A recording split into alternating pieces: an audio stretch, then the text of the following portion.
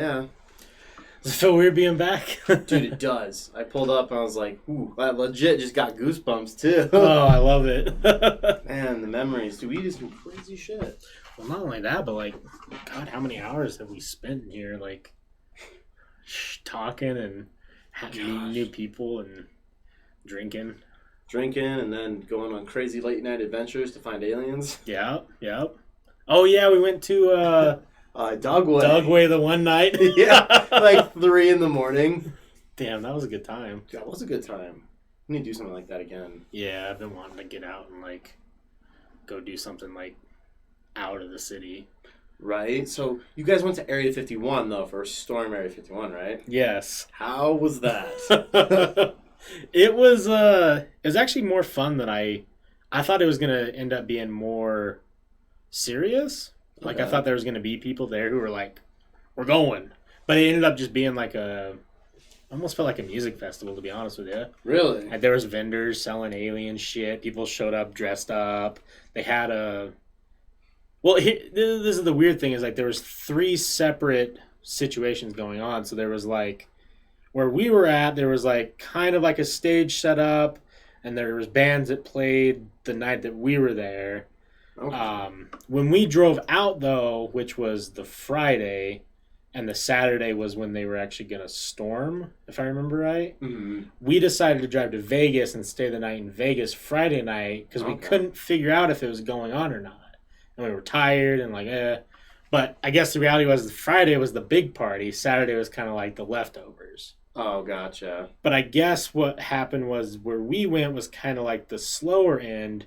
There was another gate where all the, like, popular people went. Like, Bob Lazar actually was there. Like, Oh, shit. people from the Ancient Aliens show were there.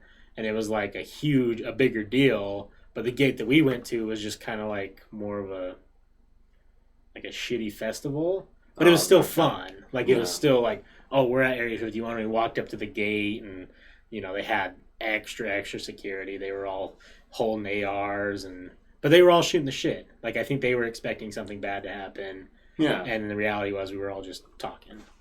Dang. You know? That's going to go down in history for sure. Yeah. The weird thing is they kept talking about it was going to be annual. So they were going to do it again this year, but I haven't heard anything. Dang. Because I think they just wanted to try and make some money. Yeah. Because it all started out as a joke, right? Yeah, the dude on Facebook made that page, and it was like, Storm Area 51 to go clap alien cheeks. Hell yeah. I remember that, yeah.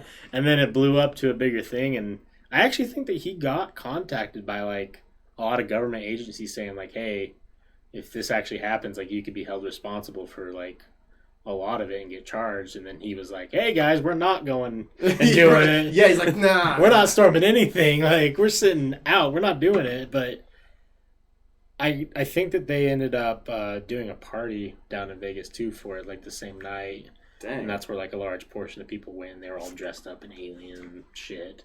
That's crazy. But it was cool. And, like, we stopped by, like, there's two, like, shops. There's, like, a shop with a big metal alien out there that is literally just Area 51 memorabilia. Oh. And, like, it was popping. Like, they had, like, food trucks there and a bunch of vendors, and the dude who owned the building was out there talking to everybody, and, like, you could go in there, and it's exactly what you would think. It's, like, a little fucking, you know, dinky shop with, like, knickknacks that are alien related. Like, oh, yeah, we're Area 51. Here's some cool shit. Right. Was the guy just a nut, though? No, he was pretty normal. Oh, wow. Yeah, it just seemed like he was... I don't know how long he had been there, but it kind of just seemed like, yeah, this is a business. That's fair. What does that say? Can you read that? Drop frames detected. Oh, cool. Gotta love it. Right. But that's pretty interesting that you went. And speaking of Bob Lazar, I was going to say, I listened to his podcast, Joe Rogan's podcast with him at work, and I was like, oh, man, that's right, he has the Netflix show. And I actually just finished it, like, 2 days ago. I was really disappointed. Really? I mean, it was cool. I like the fact that Mickey Rourke did, like, the narration of it. Yeah. I was like, that's pretty badass. But, I don't know, I was, like, expecting to see something cool. Yeah, Or, like because different. because he's like, oh, we went out in the desert and I showed my friends like some test flights, and I was like, oh, cool, I want to see these test flights. So I was like, eh. So where do you fall on the Bob Lazar? Like, do you think, like, what do you think he actually had seen, or is he? Because I have mixed opinions, honestly. See, I have mixed opinions too. Like, I don't know, just like reading his body language and like I've watched some of his like previous like interviews and stuff. I'm like, his story is like the exact same, and his body language isn't like, oh, like he's like looking away or like doing anything. He's just dead serious, and his story is the exact same. I mean, a few things might have changed, but like over the years, that's gonna happen, obviously. Right. But the part that gets me is like, oh, I went to MIT and what was it, Cal Burke or something. I'm like, oh yeah, we have no records of you ever being here. That's what I was like. They wanted to erase that, man. Exactly. But then there's like the proof that there's like his number extension like on these government agencies that he worked at. So I'm like, huh. And then the fact that the FBI keeps raiding him because he may or may not have element 115. Like, I don't know. That's kind of, I kind of feel the same way because I don't think that he's lying. Because if he is lying, he's very good. He's a very good actor. Right. And, like, the only thing that kind of sucks is, like, if this has brought him so much trauma that he struggles to talk about, I feel bad about that, and I feel bad that we're trying to get this guy to talk more. Right. But at what point do you, like, if you really did see all this stuff, do you realize that this is bigger than just you, you know? Because if he really did work on UFOs, and he really does have this element 151, or maybe does, and all these stories are true, you would think you'd want to push it more just for humanity's sake. Right. That's tough.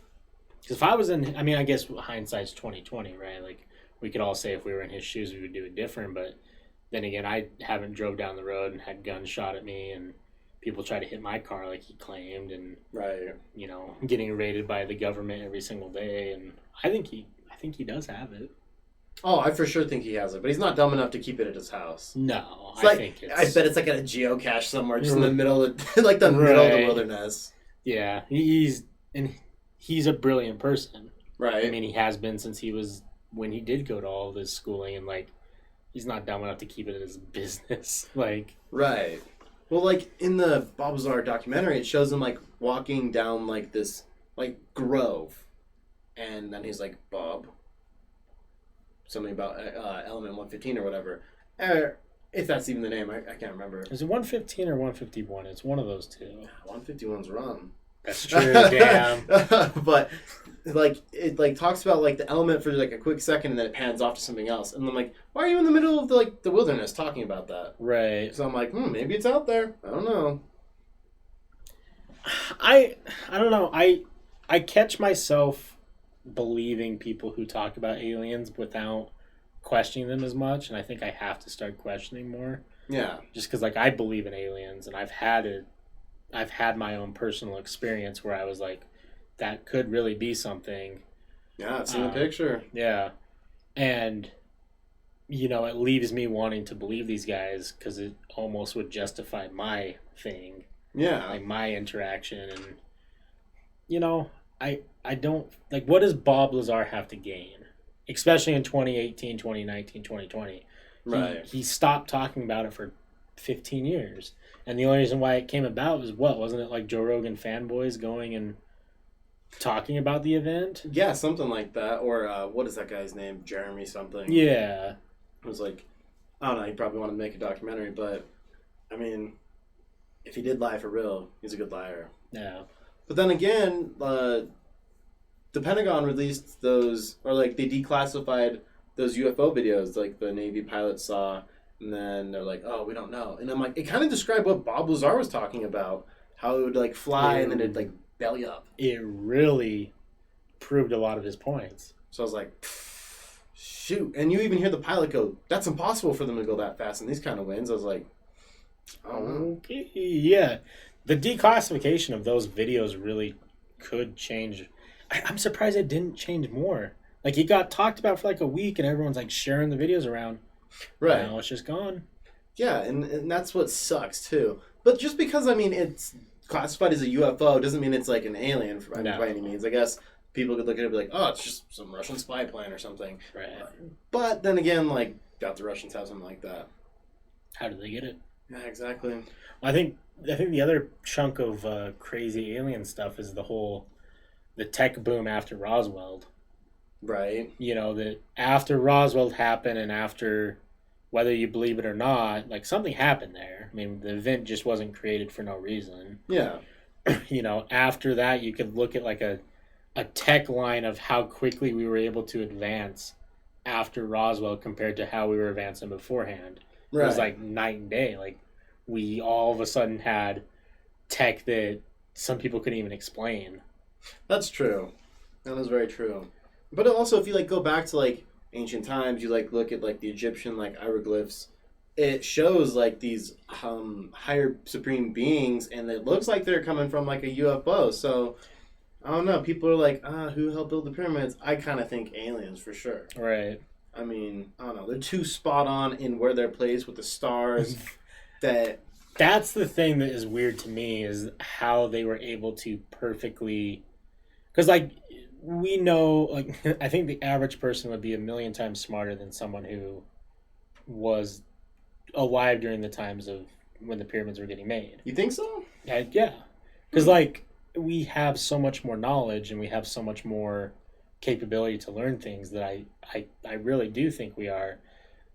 And how would it would be difficult to do what they did with the tech we have now. That is true. So how did they do it? Just winging it? Right. And those pyramids aren't small. It's not like they just, you know, a guy could have went out there and moved them around or different things like that. They've been aligned. Yeah. Right to, is it Orion's belt or? I don't even know. Honestly, couldn't tell you. Yeah, it's a certain cluster, I know for sure. Ninja Freak says, "Notice me, senpai. You're noticed, for sure." Hello, amigo. What's up? Saintis level 3, Satanist level 3. Or I think Saint is live. Oh, Saint is live. Duh. Sorry. You're good. But yeah, I don't know. Stuff like that always gets me. I mean, but they weren't dumb either. I mean, I was listening to this podcast where they're talking about like the Egyptians and how like when they'd go back and like try and put them on display at a museum, they'd just find like these big like metal rods next to their leg, and they're like, "What is this for?" And turns out that during the mummification process, they would take like these big steel rods and they would hammer him down. You know, the males hang down, so he was hard in the afterlife. So he could get some booty, clap some cheeks, and they no shit. Yeah, dude, it's crazy. Like Cleopatra, she had like she had a vibrator that they put bees in to vibrate. Like that's some crazy. They were freaks back then. Yeah, I was gonna say, dude, they were trying to do some wild shit. I didn't know that. That's crazy. Yeah, dude. I don't remember which podcast it was off of, but I heard that. But I think the thing that blows my mind, and let me fact check myself, but wasn't like the age, Egyptians during pyramid time? like 28. Yeah, like they didn't live very well. 30 years for women. Average age of death of 19 years. However, those who survived childhood had a life expectancy of 30 years for women and 34 years for men. So, like, even some of your most powerful people were in their, like... 30s. You know, they would be our elders, and, like, the people running everything would be, like, 10, 12, 13. Yeah, right. So, like, that was, like, the average age they lived. And we're going to go a little bit biblical here. But then, like, how was Moses, like, 900 years old? Wow. Like... I mean, yeah. Just broke the internet. Yeah, a little weird on that one. Yeah. Well, and then there's the whole idea that, like, in Egyptian culture, there's the exact same story that gets told about Jesus. Like, a same exact everything. Like, he dies, he comes back reincarnated, he was birthed by no man. Like, his mom was immaculately conceived or whatever. Like, Interesting. It's like literally the same story of Jesus. It was just their story. That acacia tree was treating them good. It's giving them all the good thoughts. Yeah, for real. That was probably the burning bush, for real. Yeah, I honestly, like, if I were to believe parts of the Bible, I definitely think the burning bush had some sort of psychedelic properties to it. Right. Or at least got them high in a way that would allow them to have visions. Because, if we want to get into those types of theories, that's kind of how a lot of people think consciousness really came about, was some sort of edible plant or fungus that was able to trigger the start of thinking. Yeah, that's kind of like the stoned ape theory, how the monkeys came down and ate the mushrooms. Right. But actually, like, there was a study, like, some lady, like a museum curator, or someone who's, like, dealing with the mummies, I can't remember what they're called, was, like, doing tests on them, and she found, like, cocaine. Like, these mummies were, like, testing positive for cocaine. And she's like, who the hell's doing cocaine off of a mummy? Like, and she's like, there's cocaine in the mummy. Like, and she's like, yeah, test them. And everyone's like, yeah, whatever. And then people actually started testing them, and they started to notice that there was cocaine in, like, all of these mummies that were, like, throughout the world in these museums. So I guess that kind of goes to prove, like, there's probably, like, intercontinental trades way back in the day, and they're probably just high all the time. Oh, yeah. So I'm like, if they're doing, like, cocaine or some kind of coca leaf, then they're probably, yeah. Well, if we change the perspective of, like, because nowadays we know, like, what cocaine is and what it does to the body, right, negatively versus positively, like, we know that. But if you go back in the day, if someone, like, if some trader or whatever found some plant that he chews on and he feels fucking great and it gives him a bunch of energy, yeah, that could be a hot trade commodity. For real. What else are you going to do when you're just sitting there in the desert anyways? Yeah, being high as fuck. Yeah, you're like, that was the OG Burning Man. Right. But, yeah, I had an interesting conversation with someone a couple weeks ago about the whole idea of fungus, like, because we are starting to understand fungus more, and there's even, God, I forgot what it's called, but the system of fungus that it actually connects. Oh, the mycelia? Yeah, the mycelia, right. And that it's almost like laid out how our brain's laid out, right? Like, it can translate messages between trees and different things like that. And it's almost giving trees, I don't want to say consciousness, but they're more aware than we've ever understood they are. Yeah, and, like, it can't, like, the mycelia, like, go around the tree and be like, we want you to be dead, and, like, it'll kill, like, parts of the forest, right? Right. Like, mycelia is really interesting, and, I can't remember who talked about fungus being more close to humans than even some other mammals are, because of the way that it's allowed to, like, send messages. Isn't seen anywhere else in nature except in our brain. Yeah, they also, like, breathe in oxygen and put out carbon dioxide, too. Right. That's which crazy. Is interesting. I had this conversation, I'm curious what you think, with a gentleman who is actually fairly knowledgeable on gardening and soiling and fungus and whatnot. The whole idea that, we talk about the earth being aware, right? Yeah. We think sometimes the earth might even be fighting back to what we're doing to it, like we're causing harm to the earth and it's fighting back. Could that be represented in fungus? Like, could they, because we have mushrooms, right, that will kill humans if we eat it. Oh, yeah. It would just, like, right away. But we also have mushrooms that are extremely, healthy. Mm-hmm. They're great for you. And then we have mushrooms that, if consumed, can give you a weird connection with nature where it feels so much more pure and true. Yes. Almost as like, hey, if you take these, you're going to be more friends with us and treat us better. Oh, man, they never gave me that experience. Nah, every time was bad, dude. Every time. There was a couple good times, I guess, but, like, 9 out of 10 times, it was terrible. Really? Oh, yeah. And I still did them. I don't know why. Have you dabbled in anything at all in the past? No, dude, I'm completely sober. Yeah? Yeah, dude, it feels great. Same here. 100%, nothing. Heck yeah. I have the urge, I want to drink a beer. Yeah. But I'm like, I don't really need it. Yeah. Because, like, I used to go ham with the specials. Yeah. But then I was just like, I have nothing to gain and I'm losing everything. So I mean, I guess I gained a little bit. I guess I'll take that back. I gained some knowledge. Right. Do I regret it? No. That's how I feel. I don't regret anything. But I'm honestly scared to do it again if I was going to. Because I look at all this experience, push them into one, and go, if I just had one last time to do it, would I? I don't know. Right. I think for me it changes a lot too. I'll go like months and say like, no, I never want to do it again. And then I'll go months where like, if I'm given the opportunity, I will do it right now. Interesting. And I think it's just mindset, right? Like sometimes I'm in a better mindset and a more comfortable and willing mindset where sometimes I'm just like, that's the last thing I need in my life. Yeah, for real. I get that. So I want to switch like the topics though. Absolutely. When we as Topshelfers stopped doing podcasting as much during that like last year, you were taking up a lot of jiu-jitsu. Yeah. And doing things like that. Are you still doing it much or? I actually haven't really had much time now that I'm working 2 jobs. Right. However, like the professor of the gym actually like he just kind of bailed out, like moved to Thailand. Yeah.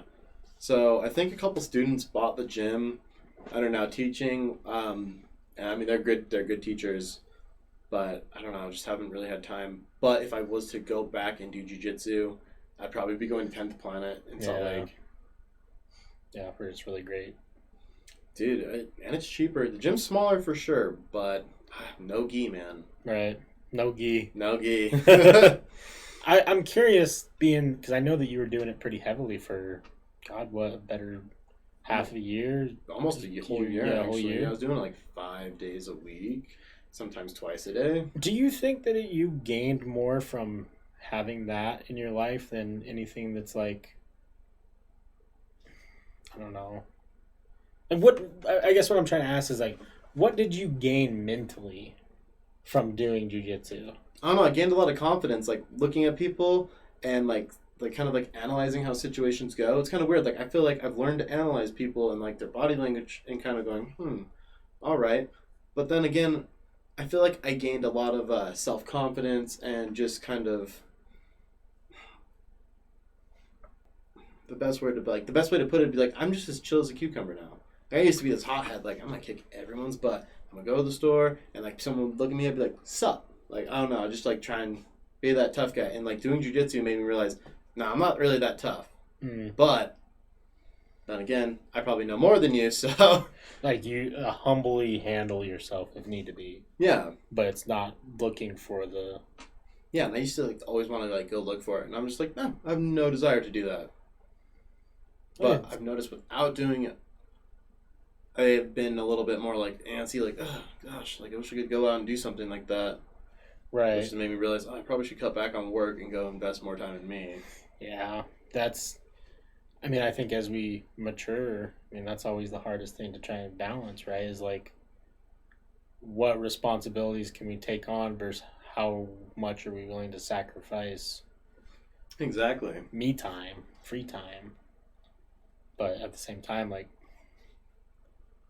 I don't know. I think we just always shift our mindset of, like, what is it that's going to be the most important. Yeah. And if it is, working 2 jobs and making sure, things are more laxed financially, maybe that's the best move. That's true. It's not that I don't hate working 2 jobs. Like, I love it, but it's also stressful because I'm like, I just have no time for me. But then again, I see my money and I'm like, hey. What's up? Yeah, like, we're good for a couple You're months. Like, how many fucking commas is that? That's looking nice. Jeez. It's like hard work pays off, but like come this fall, I'm going to be going back to school. Yeah. So I'm going to cut back. However, I'm going to quit my electrical job, and there's this place in Farmington. It's like a health and wellness center that I'm going to try and swoop a job at. So with your job, I don't know, have you said, I don't want to I know with the job that you have that's interesting, are you under any restrictions on stuff that you can talk about? I'd actually just prefer not to talk about that. Yeah. If that's cool. Oh, absolutely. I'm like, because I'm like, I don't know who's going to listen to this, but just to stay safe. Right. No, that's why I asked, is because I know that, there's definitely confidential stuff, and, as interesting as it might be, it's not worth, Yeah. Thank you for respecting that. Oh, yeah. Some people are like, oh, tell me about it. I'm like, no, I really can't. Yeah. No, I mean, it's, yeah, I totally understand that. Plus, it's, I don't know. Yeah. I'm sure it's very interesting, but at the same time, like, it is your job, and it is, Yeah, it's the bread maker. Yeah. But, hey, I mean, if I eventually don't end up working there, I'm more than willing to talk about it. That's the problem. Like, I want to work there because I love it so much. Right. It's a great environment, and I learn a lot, and I see really cool things. Well, that's exciting. I mean, and it's always good to have a job where you're actually wanting to go. Yeah, there's not ever been a day where I'm like, I really don't want to go to this job today. It's always like, I can't freaking wait. Like, I'm so happy to hear that from you because, like, dude, it's tough sometimes with jobs. It is, and like I was like, oh, this is probably just a phase where I love going to work, and I was like, I don't know, going on like almost 5-6 months now. I'm like, oh my gosh, like let's go. That's awesome. You do nights though, right? Yeah, I love it, dude. It's rough. Some days I work like 20 hours straight. Fuck. Yeah, go work the day, go home, shower. Are you still drinking coffee? Oh, yeah. Okay. I just wanted to make sure that there had to have still been something that was giving you... Oh, I love my coffee. Because that would be hard, like... I don't know. Because I know that you look fit, and you got into really good shape through the jiu-jitsu and different things like that. Been running a lot. Yeah? Mm-hmm. So I imagine that your body's able to keep up with that, and, Yeah, for the most part. I don't know. I've kind of like tweaked some things in my life, too. Kind of going like to more like holistic side of things, like I don't know, I'm like wearing these minimalist shoes, kind of like these. Oh, tell me about it. So these are running shoes, but so like with your shoes, how you have like a thick wedge, right? So, and I think it's just Nike's fault. Like Nike introduced like this foam wedge, and it would like change the way that people were running. Yeah, and it's like really bad for you, it turns out. And I used to love like my Nikes. Like I could run like. Not even bragging, like 6 miles probably, and just be like, well, good run. And then I went to these flat shoes. I tried running like 2 miles. I couldn't even make like a mile and a half. I was like, holy shit. Like, these are tough. Really? Yeah, it's tough. So I've been just trying to like get used to it wearing, because it has like a wider toe box too, because your toes are meant to be more spread out instead of like with like those shoes. Crunched. Interesting. It's kind of like the muscles of my feet have built up too. So that's kind of nice. Because I've heard about that, right? Because I wear Chucks a lot too. I believe Chucks are on the more minimalist side of things. Yeah, I believe so, because they're more flat. They're more flat, but they also have a thicker, gap between you and pavement. Where those ones look like there's not really a whole lot of... Yeah, there's like not much padding inside. Like I went to the shoe store, it's like no padding, like minimum. So they're like, all right. So I don't know, it's helped. Do you feel like your feet are stronger than they've ever been? Yeah, it's weird. I feel like I can like jump higher, run a little bit faster, and like being on my feet for 20 hours a day. Like I used to get fatigued, like wearing my Nikes or my Vans, but now that I've like started doing these, I'm like, I'm fine. Like my toes are free. Because I'm working 10-hour shifts at my job. Nice. And I wear work boots. Oh yeah. I have to have steel toes. And like I'll have fatigue probably like I work Monday through Thursday. I'll have fatigue going into like Wednesday lunchtime. My feet will just be donezo. Have you like tried changing out your soles at all? Yeah, I just recently did. It's getting a little bit better, but I tried to find soles that didn't have the curved arch. I feel like that was starting to cause a problem with me. Those are terrible for you. Yeah. It's crazy. Yeah. Like, oh, look at those arch. Look at that arch support. I'm like, no, you don't need that. You can run a train through there. Right. It's true. Because our feet are naturally supposed to just be on the ground. Yeah. But I don't know. I've just kind of like been changing my lifestyle, like I said, kind of doing like a holistic side of things. Actually, today I did like a cryotherapy session. Oh, really? You ever done it? I haven't done cryo. I've done float. Oh, yeah? You've done the float tank? Yeah. So I've never done that. I want to. It can be really amazing. Okay. Elaborate. So my experience with the float tank, I went with my girlfriend because we were very interested in it, and we found a Groupon or whatever. And when you get in the tank, it's at the start I felt very like weird because like I'm legit floating. I turned off all the lights. The hardest part that I had is where this is located. It was on 1200 and State or something like that. Okay. So literally the room that I was in, it was room, wall, sidewalk, Main Street. Oh no. So like it was very loud. Yeah. So next time I go, I would want to bring earplugs. But there was small glimpses of moments where I would be floating 100%, not feeling any of my weight, and my brain was sending almost like weird signals to my body, like almost increasing my relaxation. But I didn't have any, I don't know if I just couldn't completely get out of like the moment and try and like have like brain, because I know that they say like some people can hallucinate, some people can have like really profound mental experiences while floating. Yeah. I didn't have any of that. But I did feel physically when I got out, I stretched, I took a shower to get all the salt off and different things like that. And for the next several weeks, my body felt great. Dang. Like physically felt great, but I didn't have any of the mental side of it. I mean, one problem too is I tried to shift and just got assloads of salt in my eyes. So it's the water's the same temperature as your skin, right? Yes. And what is there, like 700 pounds of salt? Yeah, Epsom salt's in there? It's a lot. It's a weird sensation because, like, you know, you can float in water normally, but it feels different. Yeah. It feels like free. That's the only way I can really explain it. And like as far as like stretching my back out and like, because I don't really have much physical problems. Like I don't like everyone. Like I have the same stuff that most people do. Like my lower back hurts sometimes, or like my feet hurt sometimes, but nothing like crazy. But after that float, I really just felt extra good. Interesting. And I don't really know why. It could have been placebo. Maybe. But if it was placebo, I mean, I don't know, because like there's been reports on it, and it like supposed to be really good for your mental health too. Yeah. I don't know. Maybe it's just the pure relaxation, not the stress of the world. Yeah, it might be. I wonder if you can have like an OBE in a float tank. I think that you probably could, because I mean there was some moments where I felt like euphoric a little bit. Okay. And I think that may have just been the darkness with my eyes open, but my eyes feeling like they're closed. So it's pitch black, right? Yeah, pitch black. No light creeping in. No. Ooh, I think I'd like that. It's definitely a weird thing. Your eyes do adjust, obviously.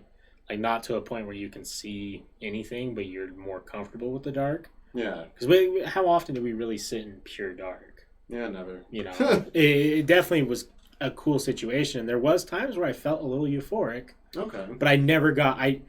What I want to do is, I obviously want to do it again, but I want to have a longer time period.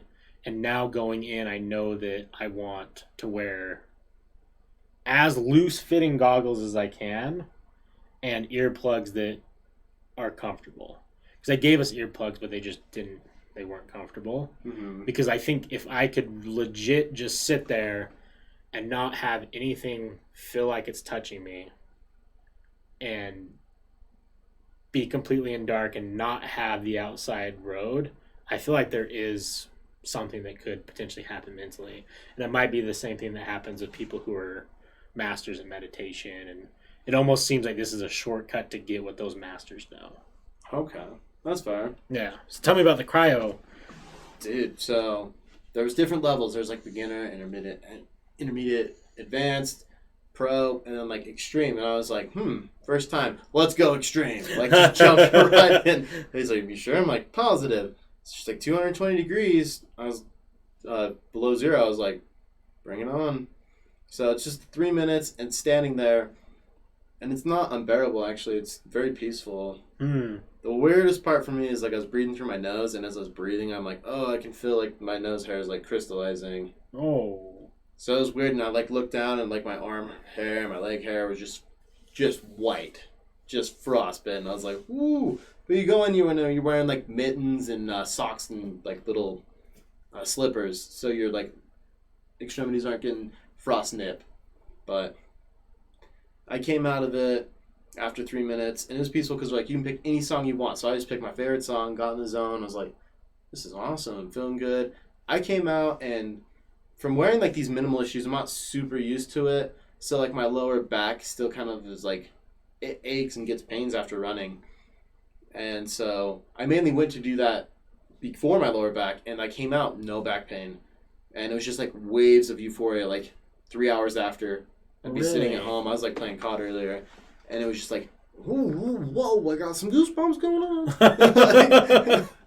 So what's the science behind it? Like, is it hitting the nerves and like relaxing them? So I think what it does is because like your surface temperature drops. So they told me they want your surface temperature to drop at least 30 degrees. I think mine dropped like 45 because I did the coldest. But what it does is I'm pretty sure it takes the blood away from like your like extremities, your outer extremities, and it flushes all the blood to your like internal organs and tries to like sort of keep you warm. But I also think it like triggers like your brain to be like a hormone sort of like drawing a blank here. Basically, it triggers your brain to go, "Hey, we're dying," and it like releases all these hormones into your body, so it like can boost like testosterone and like all these other things. Like there's a huge list. I didn't really care to listen to the lady. I was like, I just felt good. Right. But basically, you go in like I think you can go like 4 times a week, and that's when you start noticing the effects immediately. But it pushes the blood to like all those damaged areas. Interesting. I mean, it makes a lot of sense. And it nice. Really does. Like, you warm up, and you're supposed to warm up really fast, too. Because, like, going hot to cold is really good for you. Where is it at? Station Park in Farmington. Really? I won't say their name just because we don't sponsor them. Hey, but if you want to be sponsored. Yeah. The email. What's up, Aaron? Who this? Jordan F. Are you talking about DMT, LL? Never mind, def, not DMT. Yeah, no, not talking about DMT. No. I mean, I guess we kind of talked about the acacia tree for a split second, but... Yeah. That's something that is still in my head of I don't know if I will ever do or not. Do it, dude. DMT? Recommend it. Once. Do it once. 15 minutes, change your life. That's what I've heard. Or save up some bucks and go to the jungle and have a shaman do it. But that also doesn't sound fun because you gotta like puke and crap your guts out. So that scares me too, just because like I feel like the only thing that would hold me, like I know a lot about it and I hear a lot of stories, right? But like if I knew that I was in a safe space or a safe place, I would feel more comfortable. But being in the jungle, I don't know how safe that is, you know? Right? Yeah, you're like hearing like all the wildlife. You're like, oh no. And I feel like if that triggers in my brain, it might actually make it worse. That's fair. But I don't know. I mean, And ayahuasca lasts a long time. Like 3-something hours, maybe even longer. I don't know how many hours, but... I feel like I'd have to build up to it.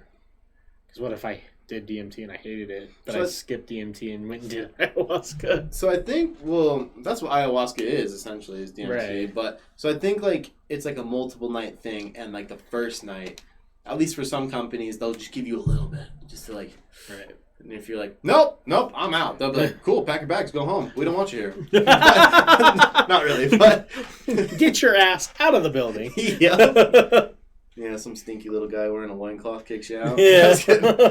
You're like, God damn it. Yeah, you're like, $1,600 down the toilet. Yeah. But I know, like, I think it's like 3 nights of, like, the meditation, and then, like, after that, it's like, we're going to go talk about how you felt. We're going to do some yoga, maybe with goats. I don't know, take a mud bath. Right. I don't know. Aaron says, try it, Wes. It's a short-ass trip. It feels great. It makes death not seem scary and shit. DMT, ayahuasca for the white man. For real. It's just for the rich people who are like, I kind of want to do drugs, but I'm actually just going to tell people I'm going to the rainforest to have a spiritual experience. Right. True. Yeah. True. We're going to go to the Amazon. Yes, it's like, great. There's a little river there, and things they can kill you. Things of nightmares. Yeah, big things of very sharp teeth nightmares. Right? No way. No thanks. Is that where the fucking... What are those alligator family species called? Caiman or something like that? I think so, yeah. Those things are terrifying. Facts. Facts. Big facts. But, I don't know. That's where I'm like, I'd do it. Maybe. I don't know. Because I like how I feel. I like how I'm feeling. All right, Aaron. Take care, man. Peace, man. Yeah, that's kind of how I felt too lately. Like, everything is starting... I think I went through a little bit of a, like, demotivated and, like, not really feeling like doing anything phase. And then, for some reason lately, I've just been feeling, like, good, positive, happy. COVID screwed with me, dude. Yeah. I didn't get it. I mean, knock on wood that I don't. There's some wood. There you go. Like, I don't know. It really kicked me off my horse. Yeah. I was like, can't do anything. Uh-huh. No, guess, like, we can, like, order food and sit here and watch movies. Can't go to the gym. Can't do anything. I mean, they're like social distance. I'm like, I still hang out with friends all the time, but it's still like, what a weird time to be alive. You can't even. Really is. You can't go to the gym. Can't go to the movies. Like, that's killing me. I'm like, all these good movies were supposed to come out, and Now we're stuck with nothing. yeah, We're stuck with what they want to give us on some sort of streaming platform. yeah, and it just drives me nuts because. You know me, I'm such an active person. I mean, I guess I'm using COVID as an excuse. I guess I really could go out and go do those things, but To an extent, yeah. But it's like, ugh, I don't know. Like, I don't wear a mask outside of work. Right. I mean, Yeah, I don't either. when I see people wearing masks and gloves in the car, I'm like, you just brought all those germs with you into your car. Right. Like, congratulations. Yeah, I haven't gotten COVID either. We did have a scare at my job, though. Oh, A jeez. gentleman did get it, and he ended up coming into work knowing that he had it, and thankfully it didn't spread, and thankfully he survived the experience. But we were shut down for 2 weeks, and like I honestly, for those 2 weeks, I was like, I said it on a stream of some sort that I was doing, like, I think it was, I don't know, I don't remember what it was, but I was streaming games during my 2-week quarantine because I was like, I don't know what the fuck else am I going to do. Yeah. And I don't know if you felt that. I'm sure everyone felt this, but life just literally felt so different. Dude, it did. And I got invested in this video game. I played, like, I can't remember what it's called, Alan Wake or something for like... Dude, that game is lit. It's so fucking good. Dude, it's way good. So good. I streamed it for like 5 or 6 hours one day. And I was so invested. I was having a good time. Like, people were coming in, we were watching, hanging out or whatever. And I ended the stream, and I remember getting up and, like, walking out of my bedroom. And then it hit me. I was like, oh, yeah, COVID's going on. Life's not normal right now. And, like, it flushed this, like, weird, like, feeling over me. Like, I'm like, this is, like, I felt so uncomfortable. I haven't felt uncomfortable in life for a long time. Like, not that kind of uncomfortable. Like, Yeah. I was like, man, this is, like, I was scared, honestly. Like, if I'm being honest with you, like, I was scared. The uncertainty. Yeah, the uncertainty is, like, what... Yeah. Yeah, like, I don't know. Like, my work never stopped. Like, I worked both my jobs. Like, Yeah. I don't know. I took a couple days off here and there because I was like, I'm working too much. But other than that, like, I was working both jobs. Like, actually, my one company gave me a paper. It's like, hey, if you get stopped by the police, you show them this, and they'll let you go. I'm like, all right. Same with me, yeah. So, I mean, I got that. I never had to, like, use it. Except for, like, the riots downtown. Really? Yeah, they blocked off where I work. And I was like, hey, I work, like, right there. And I was like, but crazy times. Like, I remember when COVID first started getting, like, big. I was like, oh, no. This is weird. Because, like, my birthday's in March. I was like, I can't do anything for my birthday. I think I sat home for my birthday, dude. Yeah. I was like, what a shit year. Like, I know. for real, For like, real? 2020 has just been, I'm over it, honestly. Oh, Like, yeah. let's just go to 2021. I mean, it's probably even going to be worse. I mean, Oh. Man, I just like all the memes where we're like, yeah, killer bees weren't enough. Hey, here's now Yellowstone's being active, and there's an asteroid coming, and aliens, and like yeah. all this different stuff, and everyone's just starting to get that doomsday, like, apocalypse into time things, and like, I don't think that we're at that point. Like, Not yet. The world can end at any moment for sure, but you know, I don't know. I try. It's. I think the hardest part about right now is staying positive. It really is hard. Yeah, like I remember when COVID started getting big too. Like I was over at a friend's house and all we had on was the news, hearing about all the deaths, hearing how fast it was spreading, how dangerous it was. I was like, oh no, like this is it, guys. Yeah. I was like, I don't know if we're gonna make it. Like I don't know.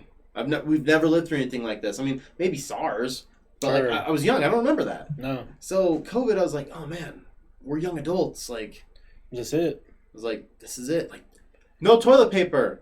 I mean, that's when the business was to start a bidet business. You don't need toilet paper, you spray your bum. For real. Like, I bet they were making money. No, I panicked. I went and panic bought stuff. I was like, oh, what if all the stores go down? Like, we need food. Like, I went with my mom and we bought like cases of ramen and tons of water and all this type of stuff, and now it's just sitting. But right, you know, it's still like, I think what it showed, right, is because now we're starting to get like, COVID's not slowing down. No, it's actually speeding back up. What gets me. It's speeding back up right now. But what scares me the most is the fact that we weren't prepared when it showed up. Yeah. And we're getting really laxed when it's still ramping up. Yep, and that's a scary thought. And it just goes to show, all these people who are like, we love you, you're your best friend, we'll do anything for you. No, they won't. When they go to the store and they are raiding the stores for toilet paper and food, and you go to the store and you're like, I'm hungry. I should have prepared, but I didn't. Because maybe you only have one job. Yeah. Or you're barely scraping by and you're barely eating a can of beans. I don't know, that's really drastic. But like you go and you're like, there's nothing. What are you going to do?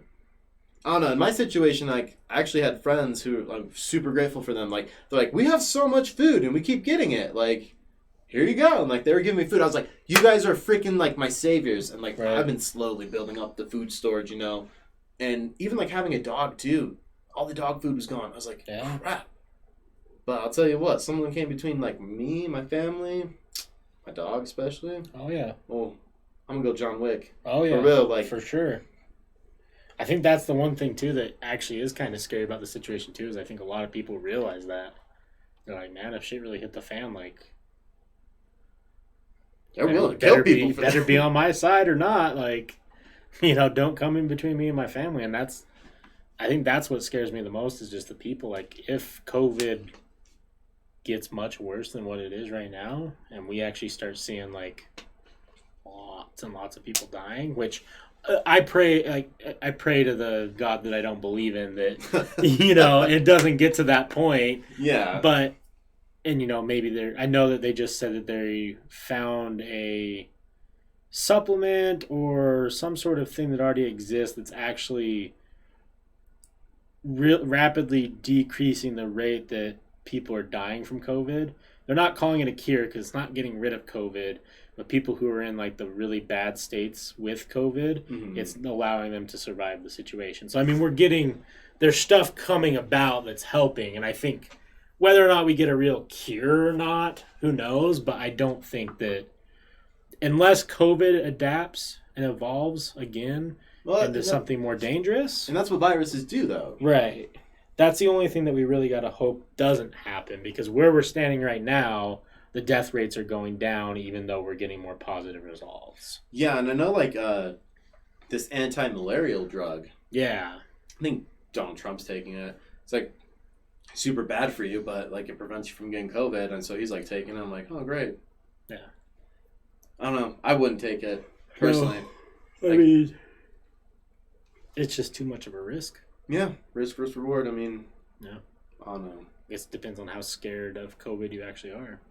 Yeah, and I guess one thing to prove too is like people are like they'll do anything for their family, but I hate to bring up like current events, but it'll prove to go, you kill one man, you have a nation behind that man who will destroy and burn down your cities. For real. For real. I mean, the whole world went crazy for a bit. Like, over in the UK, they're like, no, this has to stop. And there was protests all over the world for what a lot of Americans have seen for a long time. Yeah. I think that's the part, like, I haven't talked much about the situation on the podcast yet because I just haven't felt like, I don't know what words to use. Because,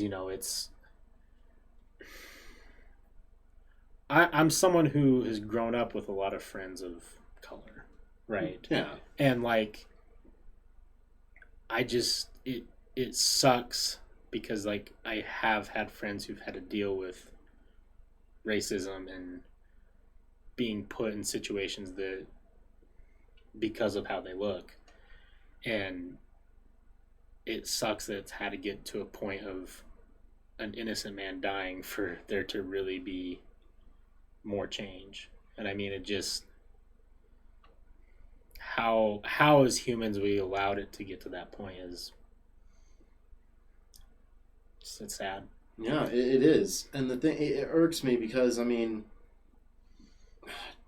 you see these people holding up signs saying, I can't breathe. I'm like, where were you when Eric Garner was getting choked, you know? And, I mean, I'm pretty sure those officers all got acquitted, too. Yeah, they did. I don't think they... I kind of hope that they go back and look at that case, because, I mean, that was... I mean, I've seen the video. Yeah, selling loose cigarettes. Loose cigarettes. A man died because he was selling cigarettes. Yeah. That's the thing that baffles me the most is, like, why are we... Like, why would another person be okay killing someone over such menial shit? Right. Honestly, like, what... The dude was mad that he had to leave because he was selling loose cigarettes. Why are you even bothering him? Yeah, what about the kid down the street having a lemonade stand? How's that any different? Yeah. He doesn't have permits. Yeah, they both don't have business license. Like, might as well do the same to the kids. Right. Not really, but... Right, no, but I mean, honestly, they should go shut down the kid. Yeah. And I don't know. I hope that the situation for a lot of people who... Because, like, as a white individual, right, like, white privilege is real. Do you think so? I do. I do think so. Because I think that it's something that I can't explain, and I don't know if I've personally had it because I don't know what it's like on the other side. So, I don't know if you remember, this was last May. I was really big into running back then, too. Yeah. And I was running, I'm not going to say the city, I'm not going to try and, like, call anybody out. I was running down the street, and I was jogging, I have headphones in, I'm breathing hard, music's pounding. I hear sirens, I don't really think anything of it. I'm like, whatever. And then I hear, stop what you're doing! I'm like, what the hell is that? And I, like, just turned around, and there was a male and a female cop, and they had their guns drawn on me. And I was like, oh, what did I do? And I, like, threw my hands up immediately. Like, and at that moment, I thought for sure that I was going to be the next hashtag. I was like, oh no, here it is. And like, where's your gun? I was like, what gun? I was like, I don't have anything in my hand. Like, what's in your backpack? I was like my phone, my wallet, my keys, and a water bottle. That's it. Like, can we search your bag? And I was like, no, you can't, because I don't have a gun. I'm not going to run down the street with a gun. I'm clearly in running apparel. And the fact that they had to pull their guns on me, that irked me. But the fact that I was like, hey, I'm pulling out my phone to record this. They're like, don't. It's already being recorded. I was like, nah, for your safety, I'm pulling mine out for mine. And then the moment I hit record, the moment their attitudes changed. And that irks me. And I still think about that. Like, there's no other reason why you would do that. They said that the person who made the phone call said that there was a possible robbery gone wrong, and the perpetrator was black, running down the street with a gun. Well, where we live, there's not many black people, so I mean, I get it. But I'm running. I have headphones in. Like, I'm not robbing people. I'm just trying to get healthy. I mean, it kind of scares me the fact that, like, if you didn't hear them... Yeah, what if I was shot in the back for running? That's what... It irks me and it scares me. I mean, there's been other times driving Manny's Lexus. I was like, oh, you're driving, and we get pulled over, and the cop goes, whose car is this? And I was like, this is our car. Like, my name's on the title, and you know the car. You've seen it. Oh, yeah. And the guy goes, no, whose car is this? And I was like, this is my car. Like, we own this car. And then I was like, so wait, what'd you even pull me over for? And he goes, oh, your tail light's out. And I was like, really? So we get out of the car. Tail lights work. Brake lights work. Turn signals both work. So I was like, so you tell me, like, what's not working now? Why is it not working? He goes, it wasn't working a minute ago, but you have a good day. Like, what? He didn't even ask me for, like, my ID. None of that. He just asked me whose car it was. It's my car. And then there's just been other, like, little teeny shit situations like that have just irked me. See, it's just, yeah. I mean, it just goes. I think when I say that white privilege exists, one of the big things is situations like that, right? Is I've never been pulled over for something that I didn't realize I was doing. Yeah. I've never been pulled over and feel like my life was in, like I was worried for my life. That's fair. I've never had a situation where I was running and cops were like trying to get me to stop because I fit a potential situation. Yeah. I've never had that. And like, I don't know. I think that it's a tough subject to talk about, obviously. And whether or not white privilege exists, I think that it is out there, and we're just starting to realize that what it means is weird. As a white person, I'm in a position where I don't feel as much stress. Yeah. And that's what I think it is, for me at least, is there's situations where I hear someone like you who like one of the nicest fucking people I know. And just because of the color of your skin, you've had these situations that could have led to your fucking death. That's true. And the thing that I think about a lot was, were they racist, or was it the nature of the call? There's a black guy running down the street. Well, I'm the only person running down the street, so I think about that going, I am the only person on this road. It's a busy road, and there's me.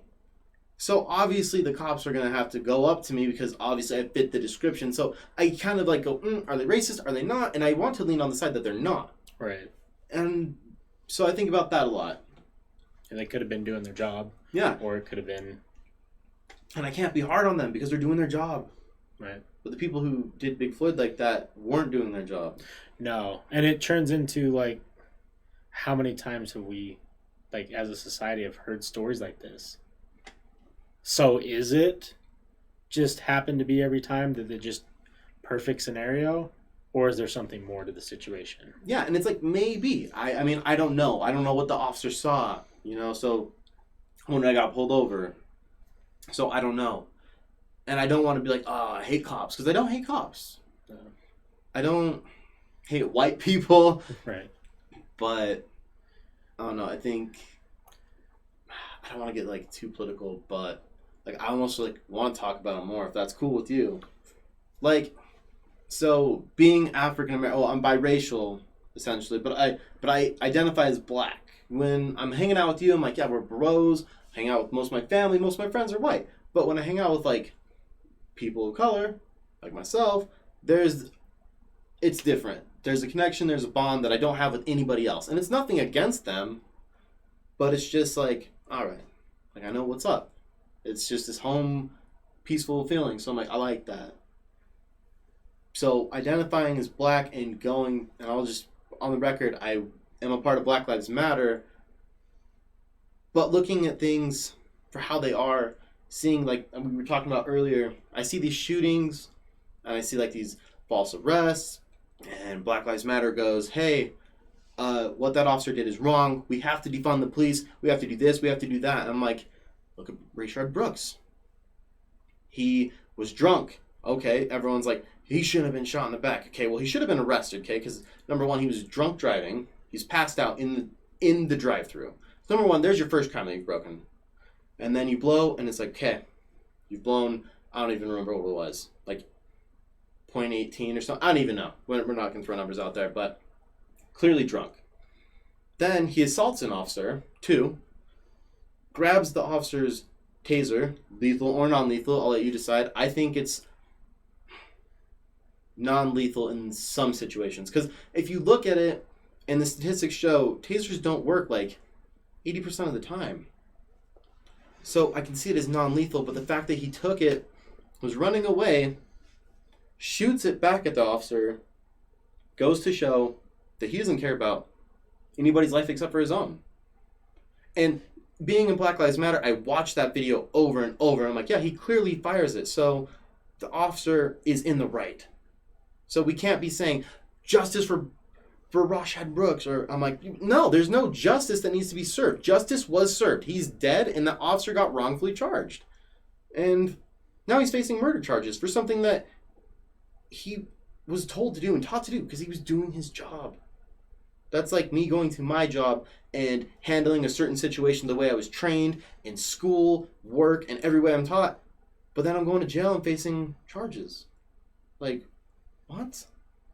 Like, I have to look at it from both sides instead of just this group that I'm like, yeah, I'm a part of this group because of things that have happened to me and my skin color. But actually, I'm done with the group. I'm done with Black Lives Matter. I don't think that they don't matter. I mean, every life matters, and I understand the movement for All Lives Matter, and I understand the movement for Black Lives Matter. They definitely do, but when it comes to this group flipping the situation and making it look like it's the law enforcement that's doing a bad job and can't do their job, then they're the ones in the wrong. So this whole defund the police thing, I don't agree with it. I used to be like, yeah, absolutely. Because of just what my social media pages were being flooded with was white cop kills innocent black man. And it's not that way. And the fact is they have to look at the facts and look at the story. And we have to stop looking at color, man. Because at the end of the day, I bleed red, and so do you. Yep. So, I don't know. I think looking at facts would probably do them a lot of good. Yeah. I think that that's a lot of I'm a big person who, I always say this on the podcast, is case by case by case by case. And, you know, if we start looking at individuals as individuals instead of a group, I think that would change a lot of dynamics, not only including this one, but just, you know, life in general. Because, like, you're Jordan, you're not just a black guy. Yeah, I'm not Jordan, the black guy, even though that might be my TikTok name, but it doesn't matter. You know, I'm Wes. I'm not just the fat white guy. That's true. You know, everyone has, like, if we really, as a society, are all unique persons, why aren't we treating it like that? Why are we doing groupings? Now, is there a point in time where we have to look and be like, okay, there is a large group who are being mistreated. How can we change that? That is a conversation that has to happen. That is true. And that has to be progress. Like, because I look at the situations now, like, of the All Lives Matter versus Black Lives Matter. I think where a lot of the argument gets lost is no one is saying only Black Lives Matter. Mm-hmm. Right. Yes. And that's why I sometimes disagree with this narrative of all lives matter. No one is saying that no one else's lives matter either.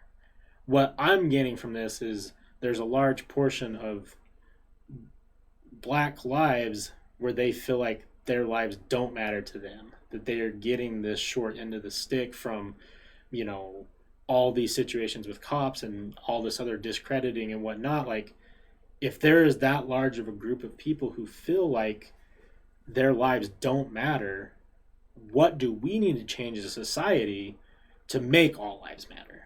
Yeah, and I agree with that. And it shouldn't even be like all lives. It should just be humans matter. Humans matter. Humans matter. Like, and here's the thing I've noticed being a part of these Facebook groups for Black Lives Matter, Twitter, Instagram. It doesn't matter what group it is.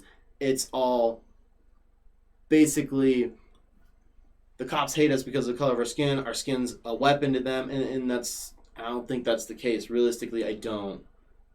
And I hate to call them out like this, but, I mean, and everyone's doing it, but I'm going to just jump on too. Because my skin color is not a weapon. Because I'll tell you what, being adopted and being raised by my parents who are white, like, I understand I was a different color, but whenever people would ask me when I'm young, like, what are you? I'm white. Like, I didn't, you probably even remember that from back in, like, elementary. I didn't know. Yeah. I really didn't know. I was just like, I'm a little darker. Right. But I didn't know what race was then. But I guess what I'm trying to get at is you hear these things like, oh, the cops are bad. Like I'm saying, we got to defund the police, this and that. But it's, black guys want to be loud and proud. And I'm a proud black man, for sure. But when you're in this group and it's your lives matter, and like I've seen these videos where people hold up signs like all lives matter. And then they go to another neighborhood and it's a Black Lives Matter. The black neighborhoods tear down the All Lives Matter sign. The white neighborhoods are like, yeah, like we agree, but we don't like support it. And the reason why I don't want to support it anymore is because we're segregating ourselves. And we're making the situation worse by segregating ourselves. It's ridiculous. It truly is. And making cops up to be the bad people. Well, maybe if you weren't committing crimes and doing bad things a majority of your time, then you wouldn't have a reason to hate the cops. The cops wouldn't have a reason to stop you. Thinking about it because you think of generational poverty, and it's just poverty after poverty after poverty, and that's all they know. So what are they doing? They're on the end of the corner slinging dope. And then they wonder why they're getting arrested, and they're like, oh, my cousin was arrested for selling drugs. Like, did you hear yourself? He was committing a crime. And I understand that mentality is like, I got to be out there hustling to provide for my family. Get a job. I can't get a job. Why? Because I don't have a high school diploma. Well, instead of involving yourself with gangs and out there committing crimes, invest in yourself a little bit. Invest in school. Because anybody can get out of poverty if they wanted to. They just have to work towards it. Instead of blaming the system like, oh, it's because you're black. It's because we're black we can't get a break. Well, it's not the case. There's plenty of people who've made it out of the hood and they've tried to explain this, but nobody will learn. Instead, these parents are out there telling their kids, you have to go play basketball. You're going to make it to the NBA. They're hustling hard. And guess what? 90% of them don't make it to the NBA or the NFL or any of these major league sports. And I think they were focusing on the wrong things. The parents are depending on them, on their kids, as an investment. They're like, our kids are an investment, so they better invest back in us. I think that's the wrong mentality to have. Well, it's like I feel kind of cringy quoting a Kendrick Lamar song, but I believe he says, I can't remember the exact quote, but it's, make the dreams more of becoming a lawyer or doctor instead of a boy with a chopper holding the cul-de-sac hostage. And I as someone, I can't speak on living in poverty. I can't. And me either. I don't know. I can't say anything, right? What I can see from someone who observes and someone who does partake in some specific like music that talks about it and says how awful it is, like it does seem like there is what would really help is having the switch of mindset, but I don't know. I never bring problems to the table that I don't have a solution for. And I personally don't know what kind of solution there would be to try and get to a point where, cities were better equipped to deal with, raising everyone up together to be more focused on career paths. Because I think that's what a lot of, things might be. And like with the defunding of the police, I think that if we can't get rid of the police, no way. That would be in a world where crime and everything would just go up regardless of what the situation is. Is there a point in time where maybe money can be allocated better to be put into schools and different things like that? Of course, but is that coming from the police necessarily? I don't know if that's a good idea. No, I don't think so. Speaking of defunding the police, like I think it was in Atlanta, 69 officers will say, quit, up and quit. Yeah. And there was like 4 different like little areas, or like 6 different watch areas that had call times of 80 minutes and waiting. Right. and these people quit because they're afraid. If we go out there and do our job, are we going to be charged with murder? Right. Well, and I think too, what we can't lose focus on what happened to George Floyd. Like, he got murdered. He straight up got murdered. He got murdered 110%. Like, I don't think there's anyone at this point who has done their research who is going to disagree. Yeah. Because there's nothing, and whether there's more to the story or the reasons why it happened, we really don't know. We don't know to this point because the gentleman who murdered this man, Derek Chauvin, isn't giving all the information. That situation in itself obviously has sparked what everyone is aware of now, and I do think that there needs to be some sort of switch in how situations across the board, not just with a specific group, but across the board, how situations are handled with the police. Because, like, you know, there should never be a situation that guns are not involved where someone is going to die. I mean, what point do we get to the point where a civilian pulls out his gun and shoots a cop 2 or 3 times to save a life? I mean, at what point? I'm surprised no one did. Seeing, if you watch the videos, it's weird. Like, having a medical background, you see the EMTs, you know, jump out of the car, out of their van. And, you know, if I was an EMT and I saw that, I'd be like, get the F off his neck. Are you crazy? Like, I would be starting something right then and there. But the whole thing is weird. So in a crime scene, when someone is determined dead, okay, they'll tape off the area. Maybe they'll put a white sheet on there, and they'll have the coroner or the ME come out and look at the body. But in this fact, like, they didn't even, like, try to revive him. Yeah. And they loaded him up into the back of the van. Like, what? Like, that doesn't make sense. There's steps you're skipping. That's what I don't get. One thing that I think, if I were to present something to the table that I think needs to get looked at heavily, is cop culture.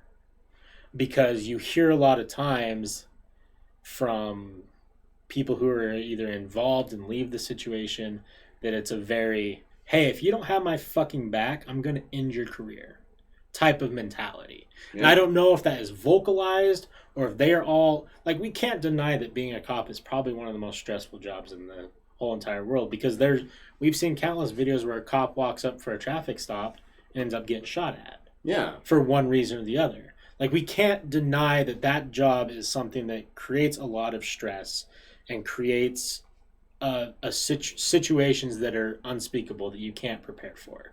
Yeah. But what could be switched is this us versus them mentality. Why are the cops no longer civil servants? Why are they higher than us? Why do we feel like we have to do everything that we're told from a police officer? That culture shift is what needs to happen, because if you look at the rest of the world, like, not the rest of the world, if we look at other areas that we can compare ourselves to, this shit doesn't happen. That's true. And I like how you said it's us versus them, and it shouldn't be that way, because at the end of the day, the way how I view cops is, you're just a dude with a badge who thinks you're tough. Like, yeah. I understand your job's to enforce laws, but probably when it comes down to it, you don't know jack shit about laws. So when you're trying to flex your rights on me, I'm going to flex my rights back. Well, and I just don't know why there has to be an arrogance, right? Like, why do I feel like you're, like, even the situations where I've been pulled over, even if it was for something stupid, like, I've never felt respected. But mm-hmm. I am, if I disrespect him, he could throw a lot of shit at me mm-hmm. that could potentially not only ruin my life, but I could end up spending time in jail. Yeah. Like, how is this dynamic fair? And it's not, because, like, when I see cops, obviously from my past, I get nervous. Like, obviously, like, oh, yeah. I was exchanging paintings. I paint, and I was exchanging paintings with one of my friends. I see a cop, and I see another cop. I was like, great, they're pulling up here. And, I mean, hence, it is, like, 12 o'clock at night, but my friend drove up from St. George. He lived more up north, and we're exchanging paintings. We're shooting the shit in the street. and someone called the cops. And I mean, I'm grateful for my neighbors who are like watching out, making sure there's nothing crazy going on. But they're like, "Hey, what are you guys doing?" We're like, "Exchanging paintings." And the cops like, "Why are you shaking?" I'm like, "You guys make me extremely nervous." Like, Right. just a fact. And I mean, it's midnight. I don't have my wallet on me. I live like 2 houses down. And the cop's like, "Why are you guys pointing at houses?" I'm like, "What are you talking about? We're not pointing at houses. We're pointing at paintings." I was like, "We're painters. Like, we're exchanging artwork." And he was really cool. And he goes, "You have your license?" I was like, "No." I'm like, "But I know my license number. Here's my name. Here's where I live." Did the whole thing. The whole time I was shaking. I was just like, "I don't know why I'm nervous." He goes, "Why are you so nervous?" I'm like, "You guys, big boys in blue. Like, you kind of ruined my life." Right. So, but I don't hate them. That's the problem. Right. Because I mean, that's where I have dilemmas with this, right? Because I don't know what to do.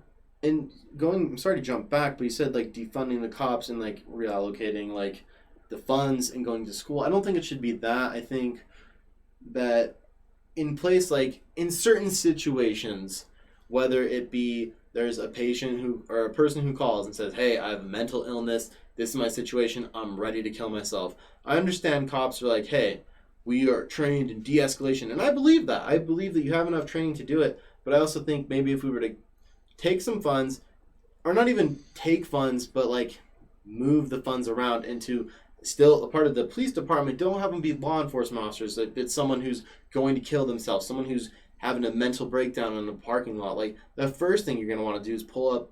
I mean, the last thing you want to do, not the first, is pull up with lights and sirens blaring. You get out, you seem big and tough, and you have a gun and a taser. Like, ooh, that's going to infringe stress on a person. What we need is like a crisis intervention team or like therapists who can go and talk with the people who have been trained and have gone to school for this for years, not like 1 year of training or 8 months of training. Right. People who have done this for a long time and understand. But I also think one thing, we just need to stop arresting people and throwing people in jail for drugs. Yeah. Realistically, what good are we doing? Because you throw somebody in jail, immediately their peers and family are probably like, the person's in jail. They're doing drugs. They're a bad person. They associate doing drugs as like, you have this shitty lifestyle and you can't do anything with your life. Well, I think what we need to do is take those people and get them into a rehab center. Get them in a place where their family and friends can come and help them and say, "Hey, we don't hate you. We love you, in fact. And right. We're going to help you get better." And, go ahead. No, I don't have, I'm sorry. No. And just helping these people instead of locking them up and charging them, because we're just filling up all these spaces in jail when we could be putting those people who are thieves, murderers, in a prison cell, in a jail cell. Instead, right. People could be getting help and turning their lives around. Honestly, because I mean, drugs are, someone who uses drugs on a level that is, addiction, they're not gonna ever get out of that addiction unless they get the help they needed. And if they're, like you said, if there was some way to change the whole entire dynamic on how it's treated with someone who's on drugs, because if you give them like this scary experience and now they have to go to jail, of course they're not going to stop doing drugs when they get out. Yeah, and then they go out and they do the same dose and they overdose. They don't have any resources. Giving people the resources is what they need. And it's so tough talking about situations like this because, like, we live in Utah that's fairly different than the rest of the world, right? Like, when you look at places like Chicago, LA, right? How do you even tackle the first step? Because not only is there's so much poverty and so much murder and different things like that, like everyone's corrupt and just trying to make money, especially in the police departments. Like, what do you really, how do you take a step? Like, how do we as a society, like, look at it and, like, fix problems? Because, like, I think where we're at now, at least from where I feel, right, is like we're getting past just having a conversation. Having a conversation wasn't working, right? Yeah. Opening those conversations of people feeling like they are getting put in bad situations because of their color of skin, that conversation alone was not doing enough. And now we're at a point with George Floyd getting murdered where the society is escalating it. The people who want to see change are escalating it, right? The thing is like, I agree with escalation. I think rioting is not a good idea. Yeah. Because there's eye for an eye doesn't work when it comes to this. All you're going to do is create more hateful people. Mm-hmm. Having protests to demonstrate what we want to see and to cause enough uproar is important, but not having a sound plan is the problem. Now we're starting there's people coming forward with plans that actually could really be implemented and could change a lot of things, and we're even seeing the government responding to it. So the situations that are going on now are working. Like, we're getting responses finally after years of conversation, right?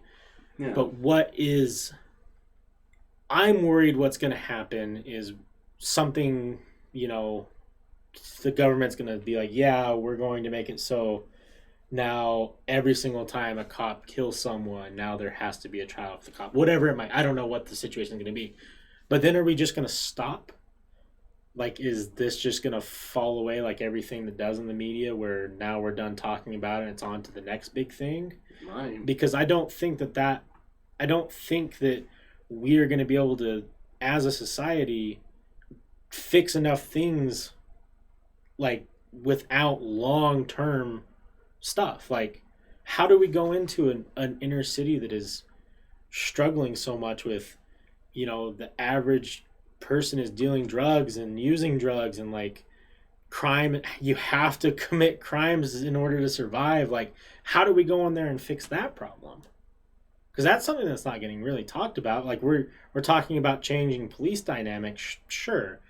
There's some stuff that needs to be changed, but how are we going to change the core of some of these cities, like some of these areas? Like, what do we do? And that's the problem. It's like, I agree with that. It's just, how do we do it? Because I think that'd be going in and trying to change the mentality of the city, and people want to be people. I mean, they're going to do what they want. So, I mean, whether or not, I don't know. It's tough. Because, I would think that everyone would want to see people flourishing the best they can and people not dying over stuff like this and not having person-on-person violence over gang-related or drug-related incidents or different things like that. And then the cops also being on top of it and, killing people over drugs and different things like that. Like, I think a normal, sane person can agree that needs to stop. Yeah. But what is that first step that we can really take is what, and I know Obama has kind of came out and like, he made a statement saying like, if you want real change, there has to be, these are the steps we need to take to try and actually make it happen. And I think I think there needs to be someone who will be a leader for this. And that's kind of what there is lacking, because everyone's on social media with a different opinion, and there's not really one thing where everyone in society is like, yes, let's change that. That will help. Yeah, it's because you have like these sides, like, like you're saying, everyone has to come together, but then you have like these sides, like you have the Black Lives Matter group, you have the All Lives Matter group, and then you just have the people who are just like, we're just people. Well, and then there's extremists on both sides, right? Yeah. And it's awful because, like, I saw the Terry Crews thing, right? Terry Crews was making tweets about, white people aren't the problem. I don't want to quote it. I'm sorry. I mean, people are the problem. Subjects like this are hard because, like, you don't want to misquote. But there was an argument between Terry Crews and another, I don't remember if he was an actor or another influential person, and like they just completely disagreed, right? And like, but they both had points on each side.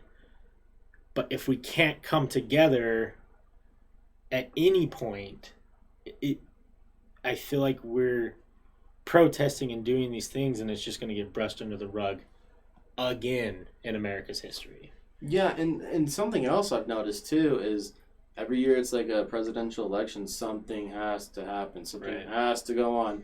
And maybe this was it. Did anybody realize that when all these protests were being shown on TV and the riots, that Hillary Clinton went to trial? No. Did you know that? No. Yeah, she got what? She went to court over the whole Benghazi thing. Like all the Benghazi emails, like so everyone's like super focused on what's going on with like George Floyd, but then like in the background you have like Hillary Clinton going to court, and I think Obama was going to court, and like all these big things are happening. So I'm like, is it a cover up? Probably not, and I hope not. Yeah, I hope not too. But then like all that stuff's going on and no one talks about it. That's some pretty big stuff. People died in that situation too, more than one. Yeah. But I think peaceful protesting works, but I think the peaceful protesting got to the point where MLK is like, yeah, we got the Civil Rights like Act, but you know, nowadays people are trying to protest and nothing's happening. So I think in the people's view, and I agree with them, taking it to the next step where you're rioting, you're looting, and you have to do these things to get the attention of not just the United States but the world. I think that they're in the right because that's what is going to make the change. I'm fearful that if rioting is what society has to do to make change, that it's going to cause more hate in the long run. And I agree with that. But do you think with just peaceful protesting much would have been done? It's tough to say, right? Because, like, did you ever see a peaceful protest in the media? Because all I saw was riots. In that first initial, yeah, it was definitely the riots were in the media. And I think that's what the media wants to show, because that's what people want, is because it gets people riled up. They're like, oh, there's a riot going on, their city's burning down, and people are seeing that, and that's what I think that's what also makes it such a toxic situation. People on, like, I'm not gonna just throw every person, but people are saying, oh, Black Lives Matter's burning down all these buildings. They're all out there rioting and looting. Well, maybe it's not just them. I mean, there's plenty of people who want free stuff too. Oh yeah. So you can't just say it's one group and just insist that it's them that's the bad ones. I think one thing too that the conversation that needs to start happening is how corrupt the media is. We always talk about it. Everyone talks about it. The media is corrupt. There's always an agenda. At what point are we going to stop being okay with it? Yeah, because media does lie. That's why I hate, like, that's why I took a break from social media. Social media lies. Every person lies. It's, you know, left wing has their agenda, right wing has theirs. And it's just toxic. And that's the problem, because you see, like, these heroes, like Ben Shapiro or Crowder, and they call it as it is. I mean, and they push their agenda a little bit. But then again, isn't that what everyone's trying to do? Right. Is spread the truth. And that's the problem. How can someone tell the truth? Because it's an opinion.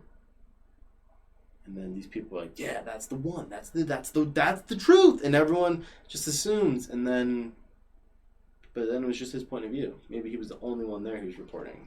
Right. So I don't know. The thing that gets me too is, like, even law enforcement doesn't want media to be there. Right. Shooting freaking media people in the face with pepper balls. So Salty Frank says, I think also there's a difference between the protesters to the rioters to the looters, where the first two are trying to make a change, the looters are taking advantage of a situation. It's a good point. Yeah, that is true. And, like, I've seen videos of there's, like, videos of people blocking targets or linking arms. Like, don't do this. Don't burn down the city. Don't do it. And, I mean, 10 people versus a mob. You're not going to win. But I appreciate you trying. Yeah. I mean, but tell me this. We're going to jump back to Rayshard Brooks. Why did they burn down the damn Wendy's? What did Wendy's do? Well, Wendy's had there was a reason. Wendy's made a statement or... shit, hold on. Yeah, let's look it up. Sorry, I'm just going to... There was an initial reason. Was the tweet verified? Let me see.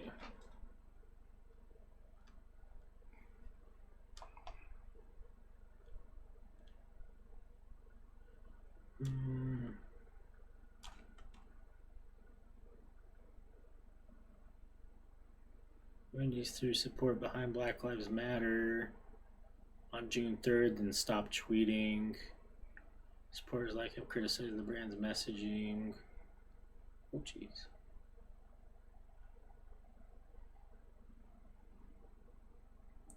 One expert says an example of brands jumping to do something.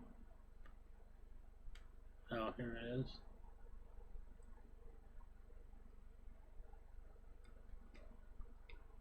Get this out of here.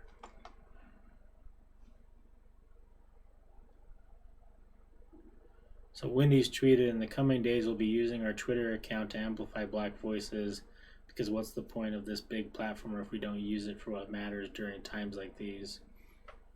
Our employees and customers have spoken loud and clear. We know we have a lot more to do than a donation. No, we're committed to doing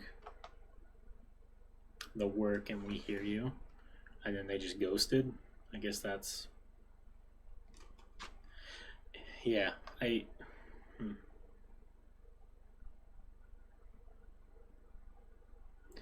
don't know. And here's the thing, right? Is like...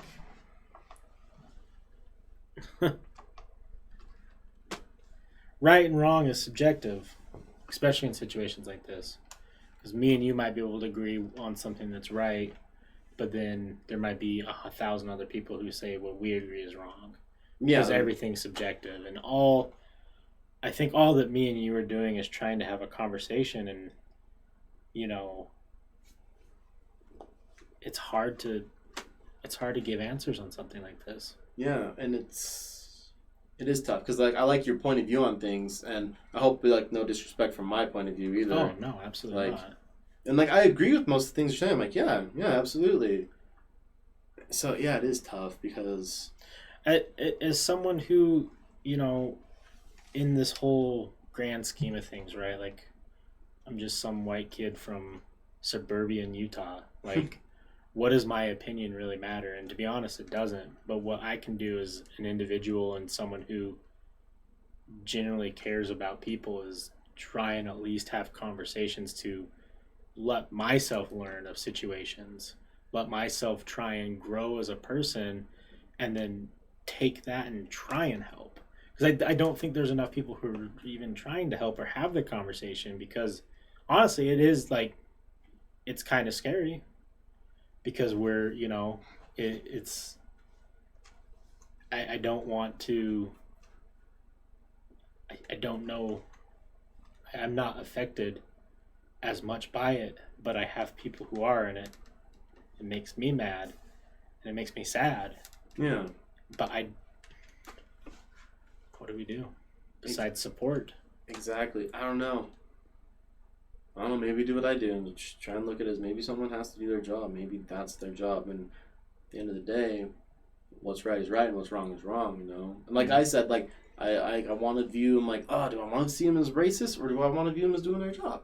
Because I'm looking at it as like you said, very circumstantial based things that are happening that we have to look at. And George Floyd was murdered. That's just fact. That is fact. Awesome. I don't get those. Like, all these black people are getting hanged. Oh, yeah. Lynched. And I'm like, what?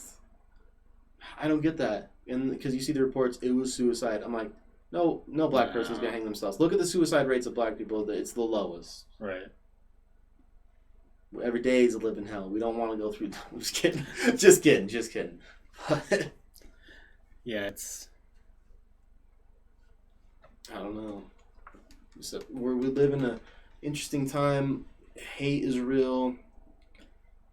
But also, I can't blame the rioters and looters for real, though, because we've been locked up for 3 months. Yeah. People got to get out. And they're like, people... we got some anger. We got to get it out. And then this happens, and ooh, you're going to make a whole nation mad. I think the one thing that is interesting is, you know, you and I are living during something that... Like, because I think through our childhood, right, like, we've had some historical events happen, right? Like, we lived through 9/11. Yeah. That will go down in history for as long as America's America, right? Yeah. But after 9/11, like, besides war involvement, what really has there been for our history of our lives? There hasn't really been, like, presidents. That will always be history, you know. Political events will always be history, you know. Boston bombing, there's events in history, in our history, right, that will always be there. But I really think 2020, with the mix of COVID and everything that's going on with George Floyd, will be something that we will look back 40 years from now and will still be like, that was history. That is something that we have to, that was so prevalent. Like this, what's going on right now could literally change the whole entire, our whole entire future. And the stock market crashed worse than it ever has. Yeah. I got some money from the government. Stimulus. Stimulus. I saw this quote. Because I have it on my phone. It's true. It says, it was by Charlie Kirk. He said, burning an American city to the ground won't bring George Floyd back. And someone replied, bombing Middle East countries won't undo 9/11. I'm like, you're spitting truth right there. And what are we doing over there? We're wasting time, money, resources, lives. Just pull out. Isn't there a conversation that no one wants to have of how much money it's making America? Right. I think that's the problem. At what point do we start? I think that's a conversation for 2021. Yep. For real. Fuck. Well, I think that's how we close this podcast, honestly. I agree. I think that there's not anything that we can follow up with that's going to be more prevalent than the reality that we're living in right now. Very true. I don't know. I don't really know how to close out with any final statements, but I really think that if you're listening to this, you made it to this point, thank you for listening to our conversation and our opinions on the situation, and, take it for that. Like, we're just trying to share how we feel, because each of us are individuals and each of us do need to try and voice how we feel, and there needs to be some sort of consensus that will be the best for society. Yeah, you couldn't have said it better. I think if whether or not this reaches one person or, 10,000 people or even more, at the end of the day, we had a good conversation, civil people, two different viewpoints, and joined our views at the end. Yeah, I think that's important, because if more of this could happen, maybe there'd be less problems in the world. I agree. Thank you guys for listening. I'm not going to give you any spiels on any other bullshit about social media. You guys know what's important right now in life. Have a good night. Take care. See you later.